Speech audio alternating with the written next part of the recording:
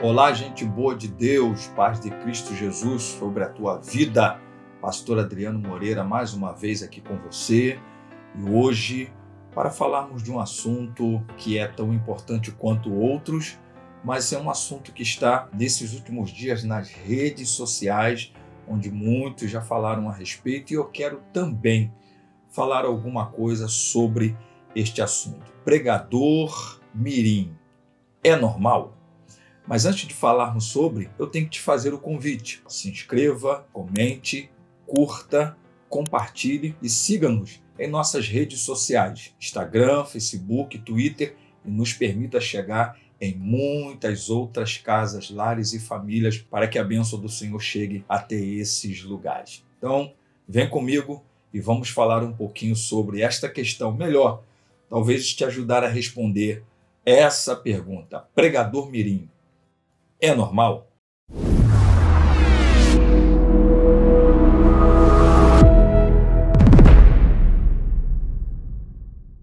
Este tem sido um assunto nesses últimos dias nas redes sociais, até porque foi a partir de um episódio acontecendo com uma dessas pregadoras mirins, de ter ido pregar em um casamento homoafetivo, ter profetizado e etc. Eu não quero tocar nessa questão. Eu quero exatamente falar um pouco sobre esse fenômeno de pregador mirim hoje nas igrejas evangélicas. Este é um fenômeno que tem acontecido muito no meio pentecostal e neopentecostal. Isso porque esses são meios evangélicos onde o dom espiritual é muito enfatizado, onde as manifestações espirituais, dos dons espirituais, recebem uma grande ênfase por se crer nessa manifestação, por se crer nos dons espirituais, o que é bíblico. Porém, essa ênfase muito dada aos dons espirituais acabam surgindo certos fenômenos, e esse é um deles, de que pregadores mirins acabam tendo e assomando muitos púlpitos para a pregação, para louvor e outras coisas. Este também é um fenômeno que, infelizmente, tem trazido alguns problemas no meio evangélico. Não só de pregarem muitas vezes o que não é o evangelho, a palavra, mas também pela dificuldade, talvez, da experiência de muitos destes pregadores. Eu preciso dizer algumas coisas sobre essa questão. A gente colocou essa temática pregador mirim é normal, porque algumas coisas eu penso que precisam ser ditas. E eu quero falar, ainda que, como eu disse inicialmente, muitos outros pregadores, alguns que têm seus canais aí, professores, influenciadores também, já falaram alguma coisa, mas eu quero falar algumas coisas aqui que são importantes sobre essa temática. Primeiro, não podemos negar a ação divina na vida de qualquer pessoa, em qualquer idade e para qualquer que seja o propósito divino. Inclusive, eu mesmo tenho a minha experiência desde os meus 11 anos de idade, quando me converti, ter sido logo inclinado para a ministração da palavra. E no meio pentecostal, no caso eu me converti numa Assembleia de Deus, eu logo tive oportunidade para dar o que é denominado testemunho.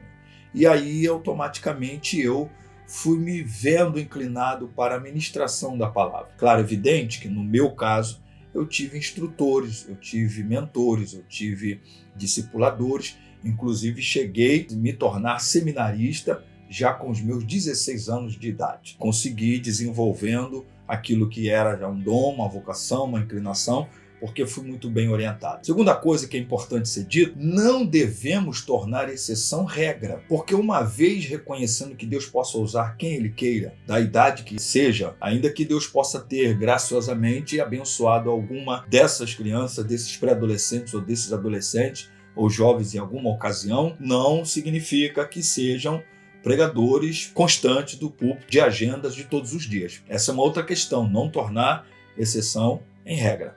Terceiro, os púlpitos de nossas igrejas deveriam ser mais criteriosos em relação àqueles que tomam a posição dos púlpitos para ministrar a palavra. Paulo, em 2 Timóteo capítulo 4, verso 2, ele vai exatamente dizer, significando dizer que quem assuma um púlpito para pregar tem que ser quem pregue a palavra. Não quem faça analogias, nem quem fique contando história, nem quem fique sei lá, fazendo qualquer outra coisa que não seja pregar a palavra, não ser um coaching da vida, não ser um incentivador, um motivador, animador de auditório, mas que pregue a palavra de Deus, literalmente. Ministrar a palavra requer algumas coisas. Por exemplo, chamado, preparo, e requer também experiência. Por isso que Paulo vai dizer também, na segunda epístola a Timóteo, capítulo 2, verso 15, prepara-te, procura apresentar-te a Deus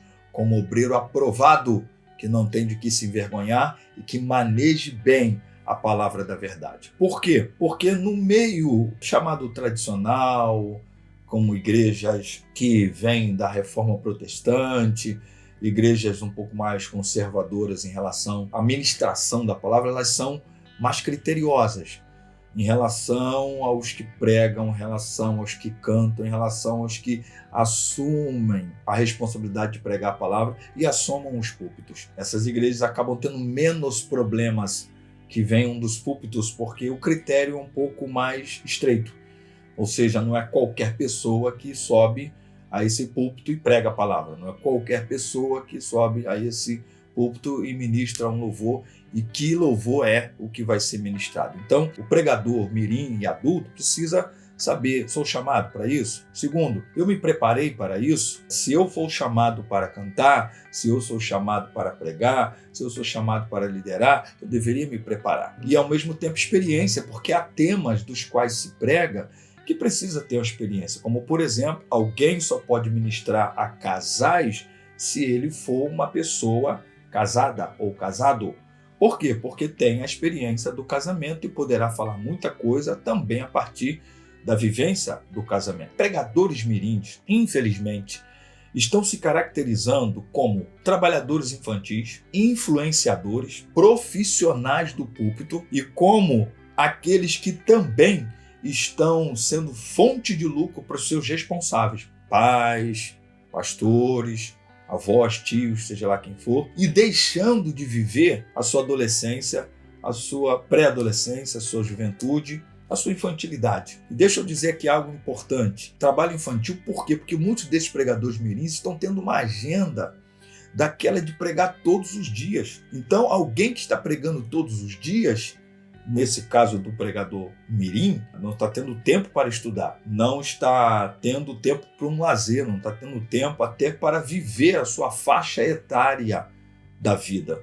Então, isso é preocupante. Influenciadores, porque acabam indo para as redes sociais, influenciando muitos, principalmente no meio pentecostal, mas que maturidade tem para serem influenciadores?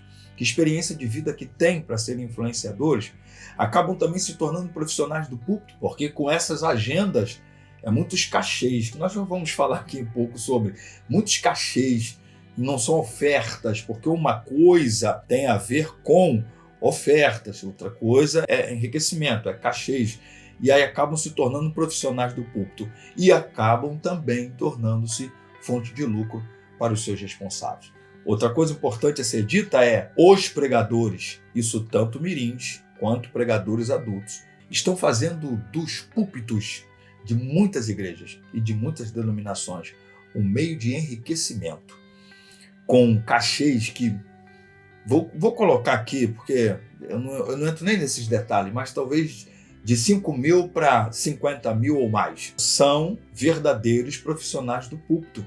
A Bíblia fala sim de honrar ao obreiro com o seu salário, fala de que digno é o obreiro do seu salário, a Bíblia fala de ofertas. Eu falo isso para os meus alunos de homilética em sala de aula. Você convidou uma pessoa para vir pregar, que você tente viabilizar a chegada e o retorno desse obreiro ao seu lar. Se você tiver que abençoar, e é na condição que possa abençoar, abençoe aquela vida, aquele ministério. Isso é uma coisa, isso é oferta de gratidão, isso é reconhecer que você está locomovendo uma pessoa de um lugar para o outro para ser bênção na sua igreja, na sua vida. Outra coisa é um enriquecimento. Quando a gente vê um pregador e até cantor para cantar 1, 2, 3 horas, ou então para pregar 40, 50 minutos ou 1 hora e ter uma oferta de 10, 15, 20, 30, 40 mil, 50 mil, isso já não é mais oferta, isso não é oferta de gratidão, isso é cachê, isso é enriquecimento. E, infelizmente, é isso que está acontecendo em muitas igrejas. Infelizmente, existe esse tipo de pregadores, porque existe esse tipo de igreja e vice-versa. Eu quero encerrar te conduzindo a fazer-se uma pergunta. Isso valeria para os adultos também, mas a gente está falando dos pregadores mirim. Se o pregador mirim tem como fazer uma exposição de um texto bíblico, de um texto das Escrituras com conhecimento, com profundidade e com responsabilidade. Faça essa pergunta.